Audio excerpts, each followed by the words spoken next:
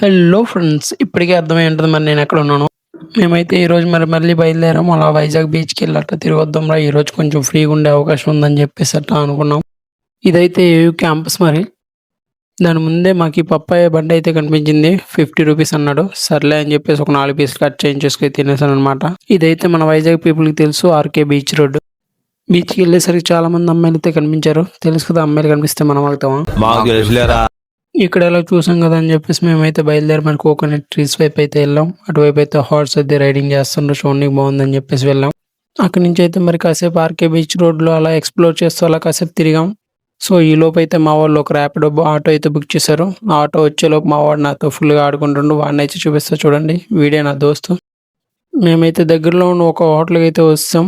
నేనైతే మీల్స్ తీసుకున్నా. మా వాడైతే నాకు బిర్యానీనే కావాలి లేదంటే ఏం వద్దని చెప్పేసి అంటుండు. అక్కడి నుంచి అయితే మేము అందరం కాంప్లెక్స్కి అయితే వస్తాం. ఫ్రీ బస్ ఎఫెక్ట్ అయితే క్లారిటీగా కనిపిస్తుంది భయ్య ఇక్కడ. ఇంతలో మా బస్సు అయితే వచ్చింది. ఆ క్రౌడ్ చూసి మనం ఎక్కగలమా అనుకున్నా. అది అవదమ్మా. బస్సు ఎక్కాకైతే మనం తిన్నగా ఉంటామో మనకైతే అసలు తెలుసు కదా. అలా ఫుడ్ బోర్డ్ మీద నించుని అయితే నేనైతే వీడియో అయితే తీస్తున్నా. ఓకే బాయ్ డార్లింగ్స్, రేపు అయితే మళ్ళీ కలుద్దాం. బాయ్ మరి.